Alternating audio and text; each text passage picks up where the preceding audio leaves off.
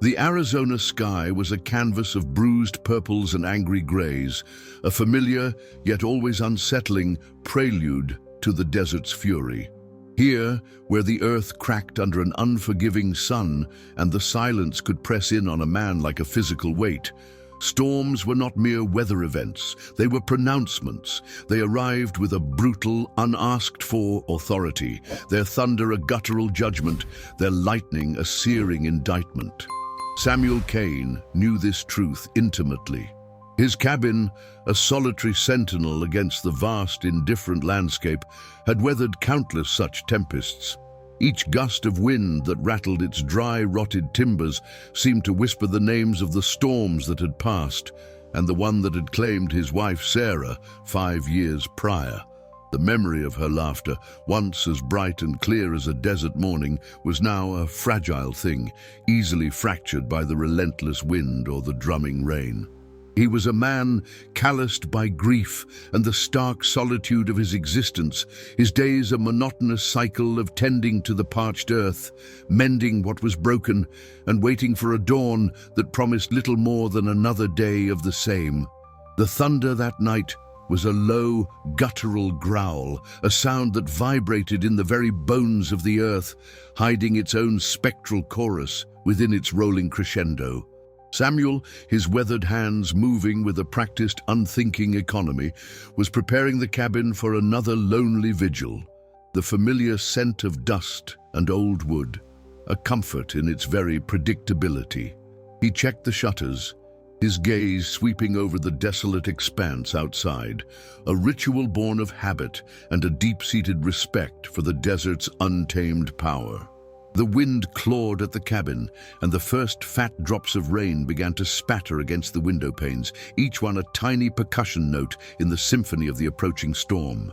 It was then, amidst the rising roar of the wind and the deepening darkness, that a sound entirely alien to the storm's familiar violence pierced the air, a choked, muffled scream, quickly swallowed by the tempest's growing might. It was a sound of pure, unadulterated terror, a human cry lost in the vastness. Samuel froze, his senses instantly on high alert, the years of solitude sharpening his awareness. He moved towards the door, his heart a heavy, uncertain beat against his ribs. The scream came again, weaker this time, followed by a heavy thud against the unforgiving earth. He threw open the door, the wind tearing at his worn flannel shirt, and peered out into the churning darkness. There, sprawled on the muddy ground just beyond his gate, was a figure, a young woman, her form indistinct in the torrential rain and the gloom, lay half submerged in the deluge. Her clothes were torn, caked with mud, and streaked with what looked disturbingly like dried blood. She was a stark, fragile silhouette against the raging elements, a sudden, violent intrusion into the predictable solitude of his life. He didn't know her name, where she had come from, or what terror had driven her to his doorstep, a refugee from a storm far more devastating than the one gathering overhead. Yet, as he looked at her, a primal instinct, buried beneath layers of his own loss, stirred within him. Without a second thought, a decision made in the space of a single, desperate heartbeat, he moved to her side. The gesture, born of an instinct he hadn't realized he still possessed, was simple. He pulled her inside, away from the storm's judgment, into the flickering lamplight of his cabin. What he didn't know, as he closed the door against the roaring night, was that this act of unexpected compassion, this sheltering of a stranger, was not an end, but a beginning. It was the moment fate, disguised as a desperate soul, had chosen to knock on his door, promising a reckoning with not only her buried secrets, but with the long dormant ghosts of his own past, forever changing the quiet landscape of his solitary existence. The wind howled a mournful dirge around Samuel Kane's cabin, a solitary structure clinging to the harsh, unforgiving earth of the Arizona desert. This was a land where the sun bleached bones and the silence could deafen, a place that demanded resilience or offered oblivion. For Samuel, a widower whose grief had etched itself into the lines of his face as deeply as the arroyos scarred the land, The desert's fury was a familiar, almost comforting rhythm. It mirrored the storm that had raged within him since Sarah's passing, a tempest of memory and unspoken words. His life had settled into a predictable, quiet cadence, punctuated only by the harsh beauty of his surroundings and the echoes of a love lost. He was a man adrift in his own stillness. The world outside the cabin's weathered walls, a distant, almost irrelevant hum. The cabin itself was a testament to his solitary existence, sparse, functional, and bearing the marks of years of self-reliance. Each object, from the worn leather of his armchair to the chipped enamel of his coffee mug, spoke of a life lived with quiet determination, a life that had, until this night, been meticulously shielded from the unpredictable chaos of the outside world. The encroaching storm, however, was not content with merely mirroring his internal turmoil. It was a harbinger of disruption, a physical manifestation of an impending upheaval. The sky, a churning mass of bruised clouds, unleashed its fury not with a gentle preamble, but with a sudden, violent onslaught.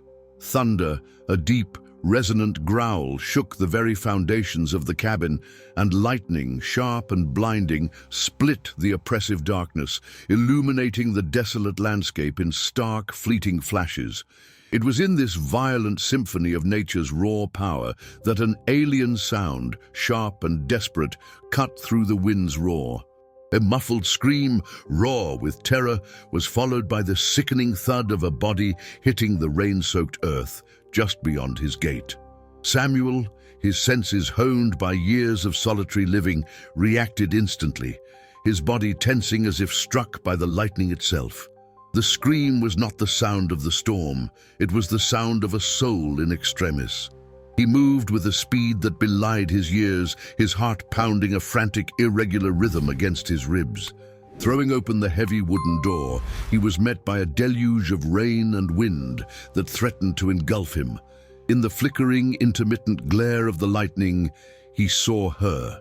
A young woman, a fragile silhouette against the tempest, lay sprawled in the mud, her clothes ripped, streaked with grime and something dark that he recognized with a chilling certainty as dried blood. She was a broken thing, cast ashore by a storm far more brutal than the one raging around them. He didn't know her name, her story, or the nature of the horror she was fleeing. All he saw was a human being in desperate need, a stark contrast to the carefully constructed solitude he had built around himself. In that singular moment, as the rain lashed down and the thunder cracked overhead, Samuel Cain made a choice that would irrevocably alter the course of his quiet life. It was a choice born not of logic or reason, but of a deep, almost forgotten instinct for compassion, a flicker of the man he once was before the silence had claimed him. He reached out, his weathered hand steady despite the tremor that ran through him, and pulled her from the unforgiving embrace of the storm into the relative sanctuary of his cabin. This act, seemingly a simple gesture of humanity, was in truth a profound crossing of a threshold, an invitation to a past he had long sought to bury, and a future he had never dared to imagine. The storm outside had brought more than just rain. It had delivered a destiny he could no longer outrun. The young woman, whose name Samuel learned was Ilara, lay still on the rough-spun blanket he'd placed near the hearth, her breathing shallow and ragged. The storm, having delivered its unexpected guest, continued its assault on the cabin. The relentless drumming of rain, a constant reminder of the world outside and the violence that had brought her here. Samuel watched her, a knot of unease tightening in his gut. His cabin, once a sanctuary of silence and memory, now felt exposed, vulnerable. He had offered shelter, a basic human kindness, but a primal instinct warned him that this was no ordinary act of charity. Ilara's presence was a disruption, a tear in the fabric of his carefully maintained solitude, and the storm that had brought her was a mirror to the tempest she carried within her. He saw it in the way her eyes, when they flickered open, held a depth of terror that transcended the immediate danger of the weather. There was a wariness in her gaze, a guardedness that spoke of profound betrayal and a desperate will to survive. He recognized that flicker of fear, that instinct to recoil, for he had lived with it himself in the aftermath of Sarah's death. His own quiet existence had been a form of refusal, a retreat from a world that had proven too cruel, too capricious. Now, Ilara's arrival forced him to confront that retreat, to question the strength of the walls he had so meticulously erected. He offered her water, his movements slow and deliberate, observing her subtle reactions. Every flicker of her eyelids, every tremor of her hand, spoke volumes of a life lived on the precipice. He saw the raw, physical evidence of her flight, the deep bruises blooming on her skin, the raggedness of her breathing, the way she flinched at sudden noises, and a sense of responsibility, a burden he hadn't felt in years, began to settle upon him. This was not a simple case of a lost traveler. This was a woman fleeing something, or someone, powerful and dangerous.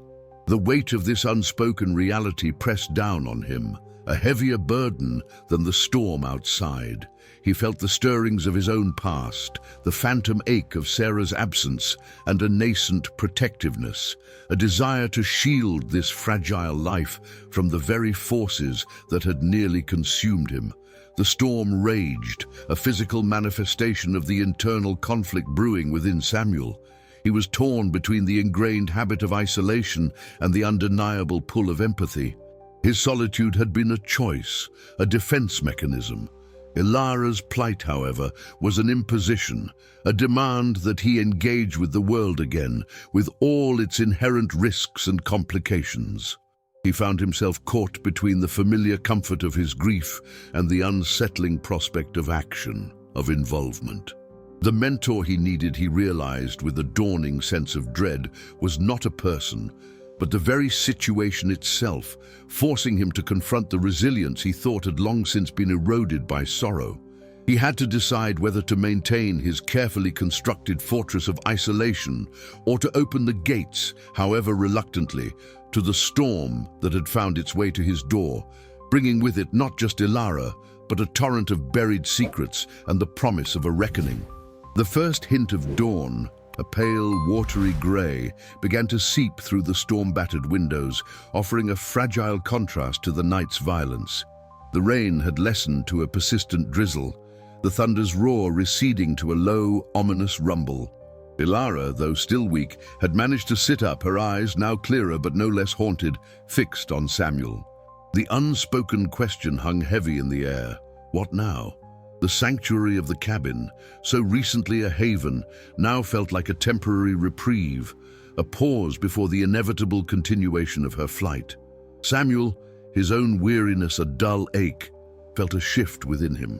The storm had not only brought Ilara to his door, it had also, in a profound and unsettling way, broken through the shell of his isolation. The raw vulnerability he had witnessed in her, the sheer desperation etched into her being, had chipped away at his carefully constructed detachment. He saw in her a reflection of a pain he understood too well, a pain that whispered of loss, of fear, and of the desperate need for a safe harbor. This was more than just a moment of shelter. It was a crossing of a threshold, an irreversible commitment to a path he had not chosen, but was now undeniably on. The storm had acted as the catalyst, forcing him to engage with a reality that had been carefully excluded from his life. He could no longer retreat into the familiar comfort of his solitude. Ilara's presence, her very survival, was now inextricably linked to his own. He looked at her, at the fragile hope flickering in her eyes, and he knew he could not send her back into the storm, not without knowing what she was fleeing, not without understanding the forces that had brought her to his desolate doorstep. The truth, he sensed, was far more complex than a simple act of kindness. The night had been a trial by fire, and the dawn was revealing the landscape of what lay ahead. He had crossed a threshold, not just into his cabin, but into a narrative that was no longer solely his own.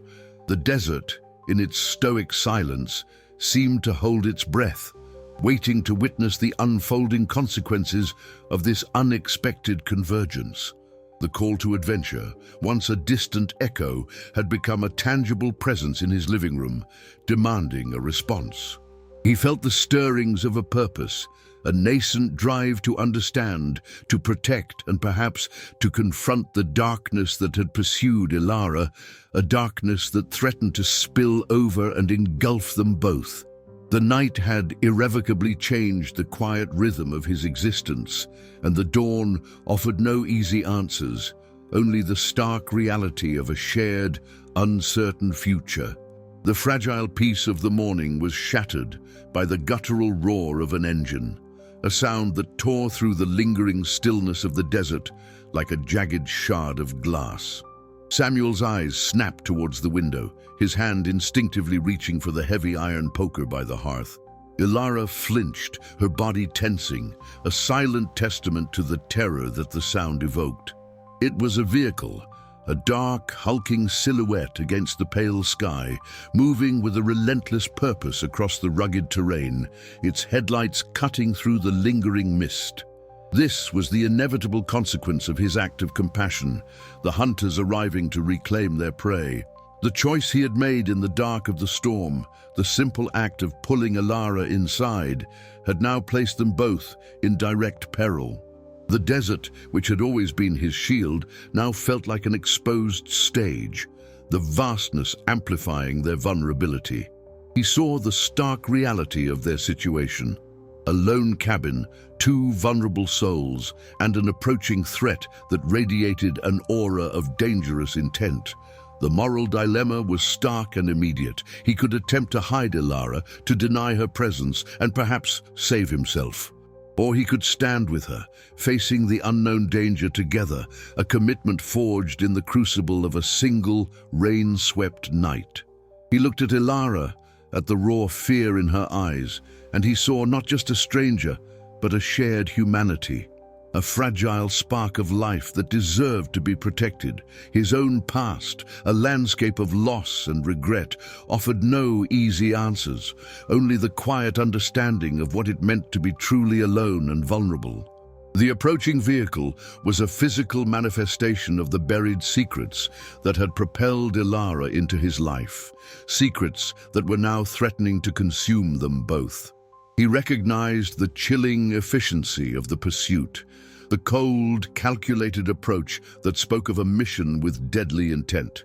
This was not a random encounter. It was a deliberate, targeted hunt. The stakes had been raised exponentially, and the test of his nascent resolve had begun. He felt a surge of adrenaline, a primal instinct to protect, a feeling that had been dormant for years, buried beneath the weight of his grief. The quiet predictability of his life had been shattered, replaced by a desperate need to act, to defend. He knew, with a certainty that chilled him to the bone, that the choices he made in the coming moments would define not only Ilara's fate, but his own reawakening from the long, silent winter of his sorrow. The desert, indifferent yet all-seeing, bore witness to the unfolding drama, the quiet land now charged with an unspoken tension, a silent witness to the test that lay before them. The engine's roar ceased, replaced by the ominous crunch of tires on gravel as the vehicle idled just beyond the cabin's perimeter. Silence descended, thick with anticipation, more terrifying than the previous cacophony. Samuel stood by the door, the poker held loosely but firmly in his hand, his gaze fixed on the dark mass outside. Ilara remained huddled near the hearth, her breathing shallow, her eyes wide with a terror that was palpable. The men emerged from the vehicle, their figures stark and imposing against the muted dawn light. They moved with a predatory grace, their presence a tangible threat that seemed to suck the very air from the small cabin. Samuel could see the cold glint of metal, the hard, unyielding set of their jaws, and he knew with an absolute certainty that these were not men who dealt in negotiation or mercy. They were agents of a force that operated outside the bounds of law, their purpose singular and ruthless.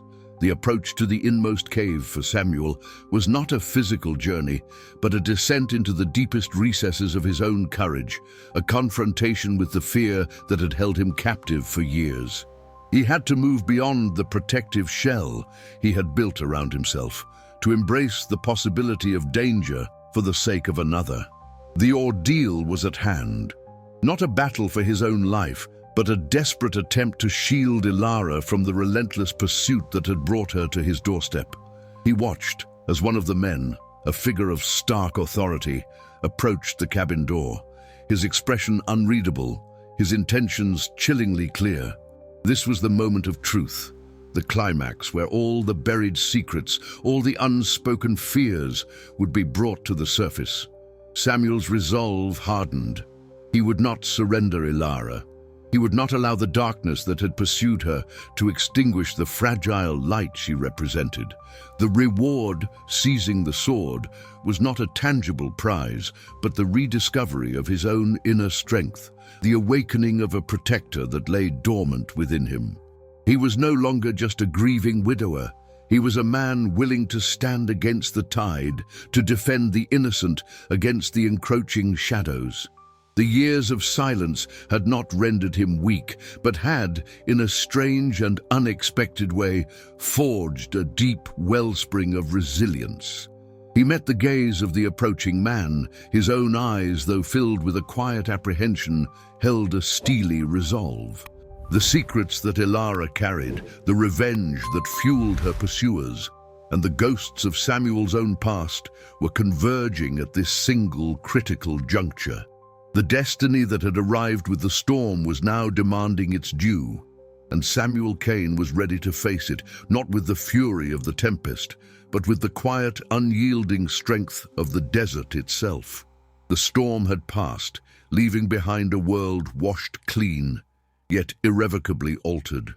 The air, still heavy with the scent of rain and damp earth, carried a new stillness, a fragile quietude that settled over Samuel's cabin like a shroud. The immediate threat had receded, the pursuers gone, their dark vehicle melting back into the vastness of the desert, leaving behind only the faint impressions of tires on the muddy ground and a lingering sense of dread.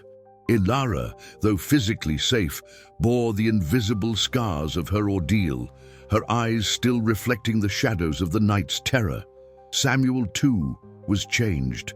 The encounter had stripped away the layers of his carefully cultivated isolation, exposing a raw vulnerability, but also revealing a dormant strength he had long believed lost. The quiet rhythm of his days was gone, replaced by a new awareness, a constant vigilance that hummed beneath the surface of his consciousness. He saw the world differently now, the desert's silence no longer a comfort, but a reminder of the ever-present possibility of unseen dangers. He understood that the road back was not a return to his former life, but a journey through the lingering consequences of the night's events. The secrets Ilara carried, the revenge that had driven her pursuers, were not simply her burdens. They had become intertwined with his own fate. He found himself contemplating the nature of justice, the cyclical nature of violence, and the profound interconnectedness of human lives, even those separated by vast distances and profound suffering. His grief for Sarah, once a consuming force, now felt different, tempered by the immediate needs of another. He recognized that true healing, true resilience, lay not in shielding oneself from pain, but in confronting it, in extending compassion even in the face of overwhelming odds. The encounter had forced him to engage with the world again, to acknowledge the shared humanity that bound him to others, even those he had never met. The desert, in its stoic, enduring presence, seemed to offer a silent lesson in perseverance, in the ability to weather any storm and emerge not unscathed but fundamentally transformed. The quiet cabin, once a monument to his solitude, now held the echo of shared experience, the faint imprint of a bond forged in the heart of a tempest, a testament to the enduring power of courage and compassion in a world that often seemed devoid of both. The sun, now high and assertive in the vast Arizona sky, cast long shadows across the desert floor, its warmth a gentle balm after the previous night's fury. The immediate danger had passed. The pursuers vanished as suddenly as they had arrived, leaving behind only the faint, unsettling memory of their presence. Ilara, her strength slowly returning, sat with Samuel on the porch of his cabin, the vast, indifferent landscape stretching out before them. The storm had been a crucible, forging a connection between them that transcended words, a shared understanding born of fear and survival. Samuel looked at Ilara, at the nascent hope dawning in her eyes, and he saw not just a young woman who had stumbled into his life, but a living embodiment of resilience, a testament to the enduring human spirit's capacity to endure and overcome. He understood that the return with the elixir was not about a tangible reward, but about the profound transformation that had occurred within him. He had been drawn back from the brink of his own emotional isolation, his heart, long dormant, reawakened by the simple act of protecting another. The secrets that had propelled Ilara into his life, the dark currents of revenge that had driven her pursuers, were not fully resolved, but their power over him had waned. He had faced his own ghosts, confronted the fear that had held him captive for so long, and in doing so had found a measure of peace, a quiet strength that radiated from within. The resurrection was this internal awakening, the shedding of his old solitary skin, and the emergence of a man who was no longer defined by his loss, but by his capacity for compassion and courage. He had learned that true strength lay not in isolation, but in connection, in the willingness to extend a hand to those in need, even when it meant stepping back into the storm. Ilara, in turn, had found not just a refuge, but a quiet strength in Samuel's steadfast presence. The desert, in its vastness and its unforgiving beauty, had witnessed their shared ordeal, and in its enduring silence offered a profound lesson, that even in the harshest of landscapes, life could find a way to bloom, that hope could emerge from the deepest despair. The legacy of that storm, the night Ilara collapsed at his gate, was not one of continued fear or lingering vengeance, but of a quiet, enduring testament to the power of human connection, a reminder that sometimes the greatest storms are the ones that lead us back to ourselves and to each other, forever changing the landscape of our lives. The fragile dawn, breaking through the tempest's lingering grip, revealed not just the physical aftermath of Ilara's desperate flight, but the stark reality of the secrets she carried. Samuel, observing her quiet strength, recognized that the true test was not the confrontation with her pursuers, but the internal battle she waged. Her resilience was not a shield against fear, but a testament to a profound inner fortitude, a refusal to be defined by the trauma she had endured. Now consider how this applies when you face a challenge that seems insurmountable. Ilara's situation demanded not just physical survival, but a reclaiming of her narrative, a redefinition of self beyond the confines of victimhood. The sheer act of seeking refuge, of placing trust in a stranger, was a powerful declaration of her will to live, a defiance against the forces that sought to silence her. Furthermore, the desert itself, in its stark, unyielding beauty, offered a unique perspective on survival. It was a landscape that demanded an intimate understanding of its rhythms, a respect for its power, and an ability to adapt to its harsh conditions. Ilara's journey mirrored this, her own survival dependent on an intuitive grasp of her surroundings and a keen awareness of her pursuers' movements. Think of it like a skilled tracker, reading the subtle signs left behind to anticipate the next move. Ilara, in her own way, was reading the signs of her own precarious existence. Her ability to navigate the treacherous terrain, both physically and emotionally, spoke volumes about her inner resourcefulness. Building on this, however, the application of her survival instincts extended beyond mere evasion. It involved a conscious decision to seek agency, to move from a state of passive victimhood to active pursuit of safety and resolution. This is a crucial distinction. It's not just about running from danger, but about actively seeking a path towards a more secure future. The very act of reaching Samuel's cabin, a beacon of potential sanctuary in the desolate expanse, was a calculated risk, a strategic move born of desperation and a flicker of hope. Now consider how this applies when you face a situation where every option appears bleak. Ilara's choice was to engage with the unknown rather than succumb to the certainty of her pursuers. Consequently, the lingering presence of her pursuers, though physically absent, continued to exert a psychological pressure. Their methods, Samuel surmised, were not merely about capture, but about instilling a pervasive sense of fear, a constant awareness of their reach. This psychological warfare, a subtle but potent weapon, aimed to break the spirit as much as the body.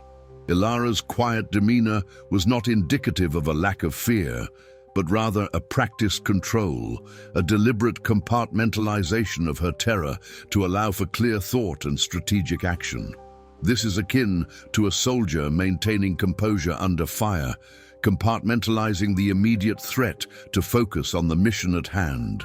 Conversely, the depth of the secrets Ilara harbored remained a palpable, though unarticulated presence. These were not mere fragments of information, but potentially life-altering truths that had set in motion the violent pursuit. The burden of such knowledge was immense, a constant weight that could easily crush the spirit. Her ability to carry this burden, to continue functioning despite its oppressive nature, spoke to an extraordinary level of inner fortitude. Think of a tightly coiled spring, holding immense potential energy. Ilara, in her quiet resilience, was a similar reservoir of contained strength, waiting for the right moment to be unleashed. Another crucial layer was the evolving nature of Samuel's perception of Ilara. Initially seeing her as a victim, a fragile soul in need of protection, he began to recognize the warrior within. Her quiet strength, her ability to endure, and her implicit trust in him, despite the inherent risks, transformed him from a passive observer into an active participant in her struggle. This shift in perspective is vital when considering how we engage with those facing adversity. Recognizing their inherent strength can empower them and ourselves, fostering a partnership rather than a one-sided rescue. The quiet strength Ilara possessed was not merely a passive endurance, but an active engagement with her circumstances. It manifested in the subtle ways she navigated Samuel's cabin, her movements economical, her gaze observant. She didn't waste energy on outward displays of distress, instead channeling it into a quiet vigilance, a constant assessment of her surroundings. This internal recalibration, the ability to process a torrent of information and distill it into actionable awareness, was a profound aspect of her resilience. Consider how this applies when you are faced with a situation demanding constant, subtle adaptation. Ilara's quiet observation wasn't about fear. It was about gathering intelligence, about understanding the unspoken rules of her temporary sanctuary and the potential threats that might still linger. Furthermore, her ability to articulate her needs, however sparingly, demonstrated a keen understanding of effective communication under duress. She didn't overwhelm Samuel with desperate pleas, but rather conveyed essential information with a clarity that belied her ordeal. This measured approach, this refusal to succumb to the chaos of her emotions, allowed for a more productive, albeit strained, interaction. Building on this, however, her communication was also a delicate dance, a careful calibration of trust. Each word, each gesture was weighed against the potential consequences, a testament to the sophisticated survival mechanisms she had developed. Think of a skilled diplomat navigating treacherous negotiations.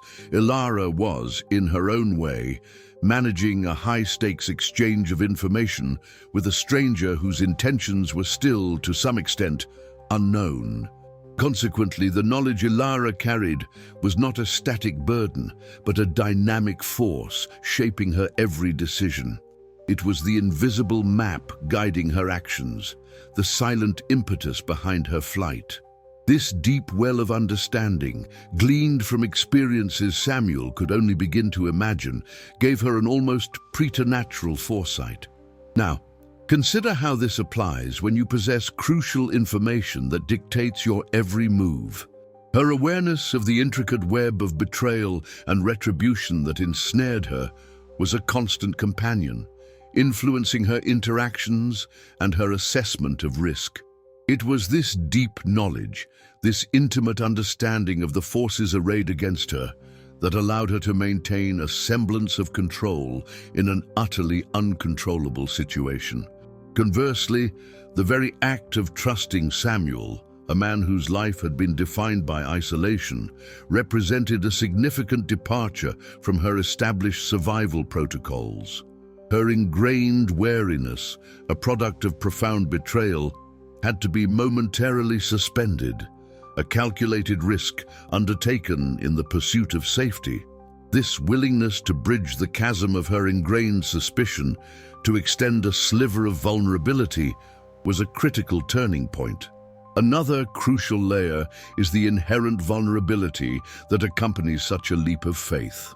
Ilara's act of opening herself, even slightly, to Samuel was a profound demonstration of her desperate need for an ally, a testament to the fact that even the most hardened survivors cannot operate in complete isolation indefinitely.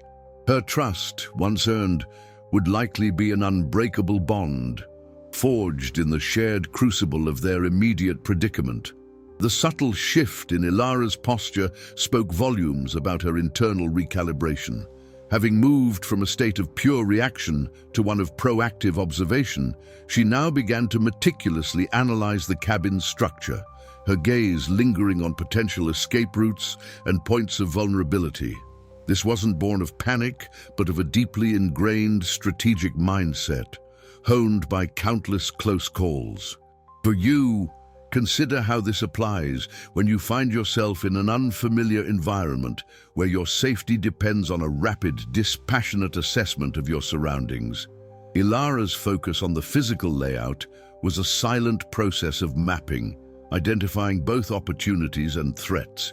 She mentally catalogued the sturdy oak of the doorframe, the limited visibility through the dusty panes, and the precarious stability of the chimney structure, each observation a piece of a larger, emergent plan. Furthermore, her interaction with Samuel now involved a nuanced calibration of trust. It wasn't a sudden outpouring of confidence, but a gradual extension of guarded openness. Each piece of information she shared, each question she posed, was carefully considered, measured against the backdrop of her past betrayals. This deliberate pacing of revelation was crucial. It allowed Samuel to understand the gravity of her situation without being overwhelmed by an immediate deluge of overwhelming information. Building on this, however, her communication was a masterclass in conveying critical context without resorting to exhaustive exposition. She offered glimpses, fragments that hinted at the vastness of her experience, allowing Samuel to infer the depth of the danger she faced. Think of a skilled cartographer sketching the outlines of a vast continent from a few key landmarks. Ilara provided the essential topographical markers of her perilous journey. Consequently, the knowledge Ilara possessed regarding the intricate operational procedures of her pursuers was a formidable asset. She understood their patterns of communication, their fallback strategies, and the psychological tactics they employed to sow discord and fear. This insider knowledge was not merely theoretical, it was a practical toolkit that informed her every decision, allowing her to anticipate their movements with a chilling accuracy. Now, consider how this applies when you have unique insight into the methods of an adversary. Her understanding of their reliance on meticulous planning meant that any deviation from their anticipated course would likely throw them off balance, creating windows of opportunity.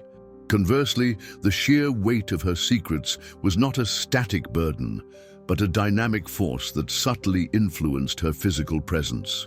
The tension in her shoulders, the minute flickers of her eyes, were all micro-expressions that betrayed the constant internal battle to maintain composure. This outward stillness was a stark contrast to the tempest of information and emotion she was actively managing. Another crucial layer is the inherent isolation that accompanies carrying such profound secrets.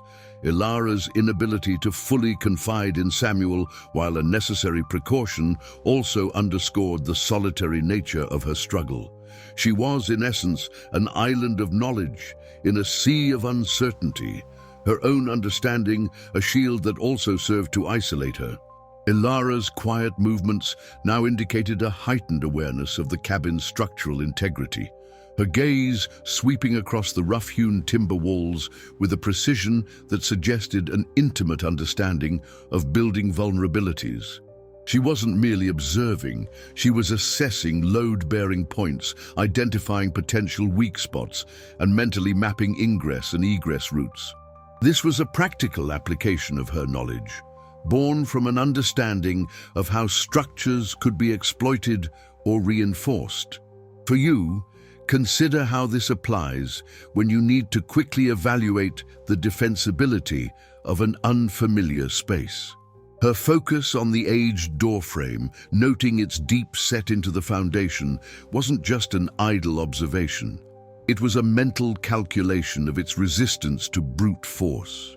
She also subtly gauged the ambient temperature differential between the main room and the shadowed alcove by the hearth, a rudimentary thermal assessment that could indicate hidden drafts or potential concealment spots.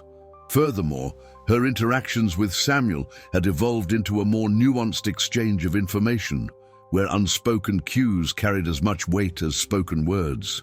She had begun to offer him small, almost imperceptible pieces of context about her pursuers, not through direct confession, but through oblique references to their methodologies. For instance, her subtle flinch when a gust of wind rattled the shutters wasn't just a reaction to noise, but a coded acknowledgement of the specific acoustic signature of certain tracking devices her pursuers might employ. Building on this, however, her quiet demeanor was a deliberate strategy to control the flow of information, revealing just enough to establish a baseline of understanding without compromising her overall security. She was, in essence, offering Samuel carefully curated fragments of her reality, allowing him to piece together a partial picture of the danger she faced. Think of a cryptographer deciphering a complex code. Ilara was providing the keys to her narrative, allowing Samuel to begin unlocking its meaning. Consequently, Ilara's understanding of her pursuers extended to their intricate communication protocols, including the subtle variations in their radio chatter and the coded signals they used to coordinate their movements.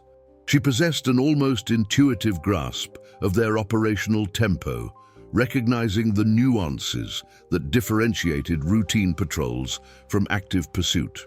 Now consider how this applies when you need to anticipate the actions of a highly organized, clandestine group.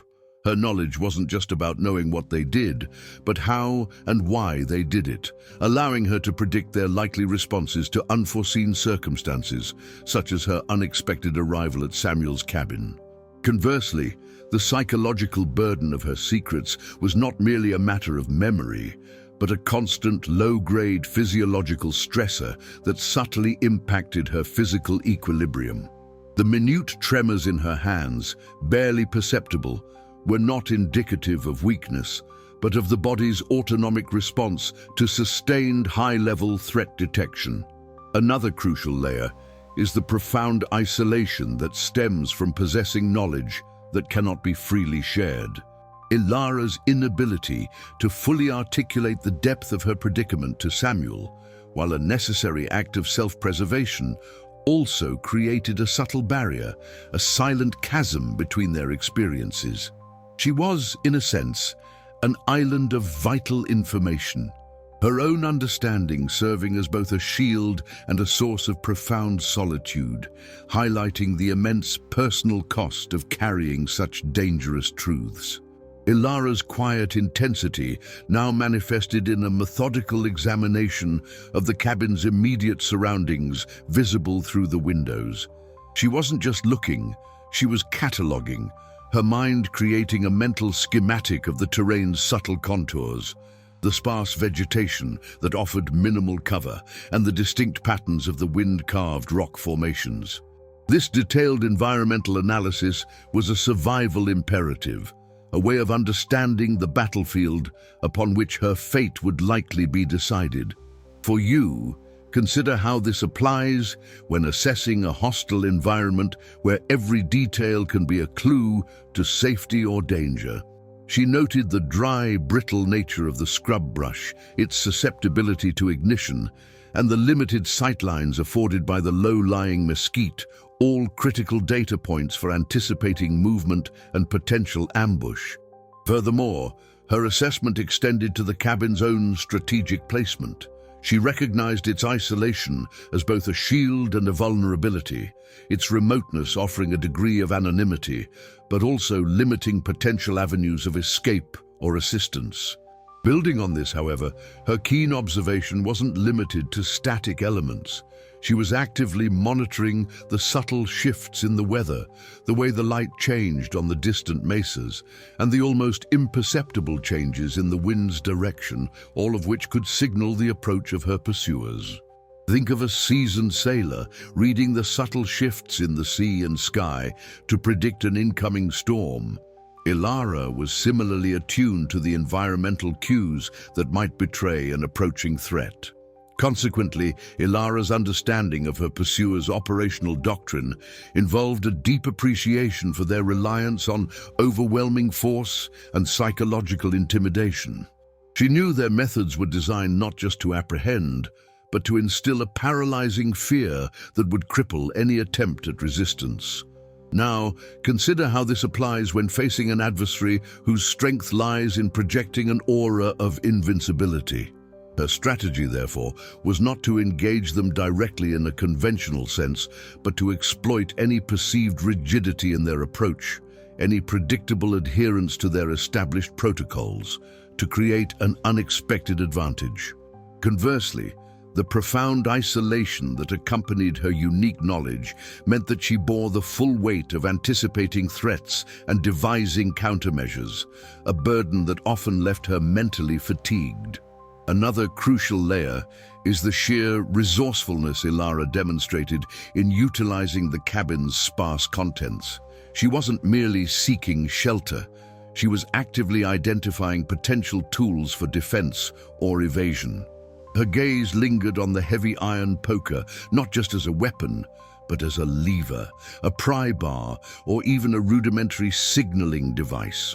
This ability to see multiple potential applications in ordinary objects was a hallmark of her survivalist mindset. Reflecting on this journey so far, we see how the stark realities of the desert, with its unforgiving nature, have mirrored the internal landscapes of the characters.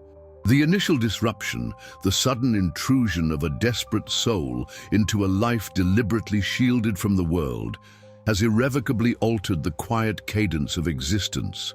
The ensuing challenges, far from being mere obstacles, have served as profound crucibles, testing the very foundations of resilience and compassion. As we pivot towards the final reflection, it becomes evident that the seeds of transformation sown during that tempestuous night have taken root, subtly reshaping the contours of both Samuel's and Ilara's destinies. The convergence of their disparate paths has illuminated a shared vulnerability, a profound interconnectedness that belies the vastness of their individual experiences. The echoes of past traumas, once seemingly insurmountable barriers, have begun to recede, making way for a nascent understanding of shared humanity and the quiet strength that arises from mutual reliance. In light of these insights, the path forward, though still shrouded in the desert's enigmatic silence, feels less daunting. The raw edges of fear and uncertainty have been softened by the shared weight of their ordeal, forging a bond that transcends the immediate crisis. The lessons learned, absorbed through action and quiet contemplation, have begun to coalesce, offering a profound perspective on the nature of courage and the enduring power of hope, even in the face of overwhelming adversity.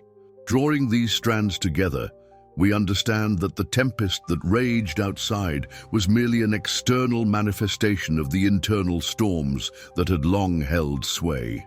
The resolution of those external threats has in turn catalyzed a deeper reckoning with the internal landscapes that shape their lives. The journey has been one of not just survival, but of profound self-discovery, where the act of sheltering another has, in turn, offered shelter to the soul. The cumulative effect of their shared experience is akin to the desert bloom that follows a rare, torrential rain, a testament to life's tenacious ability to find beauty and strength even in the harshest of circumstances, hinting at a deeper, more enduring truth about the human spirit's capacity for renewal. The desert, a vast canvas of enduring silence and stark beauty, had witnessed a convergence of destinies, a silent testament to the unpredictable currents that shape human lives. The storm that had raged with such primal fury had not only delivered Ilara to Samuel's solitary doorstep, but had also, in its violent embrace, begun to dismantle the carefully constructed walls of his isolation. The act of offering shelter, a simple gesture born of buried empathy, had rippled outwards, initiating a profound transformation that extended far beyond the immediate crisis.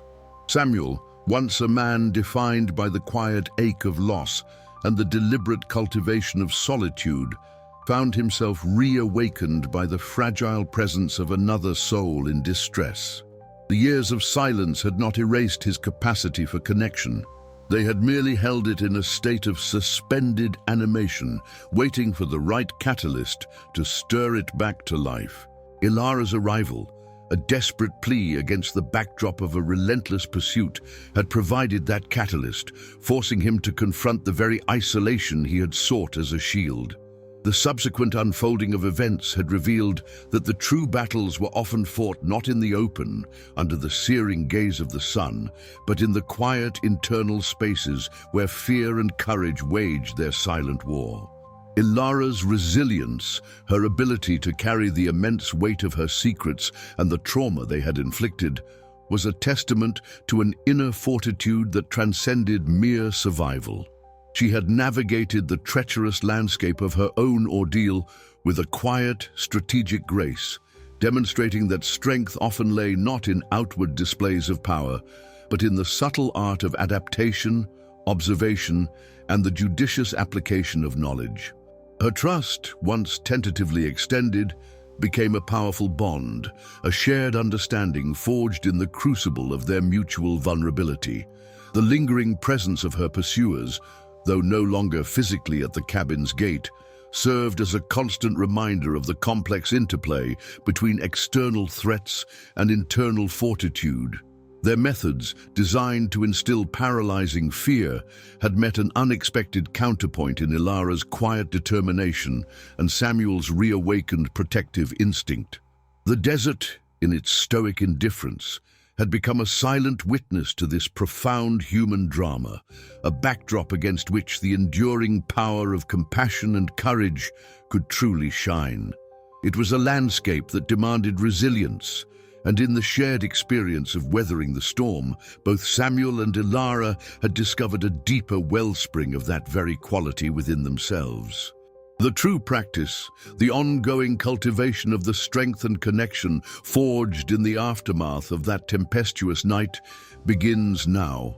It is in the quiet moments, the shared glances, and the unspoken understanding that the enduring impact of their ordeal will continue to resonate. The lessons learned are not confined to the dramatic events of a single night, but are woven into the fabric of their renewed lives. A subtle reminder that even in the most desolate of landscapes, profound transformation can take root. The desert's vastness, once a symbol of Samuel's isolation, now represents the boundless potential for connection and renewal. a testament to the enduring truth that even the most formidable storms can ultimately lead to a clearer sky and a deeper understanding of what it truly means to be alive and to care.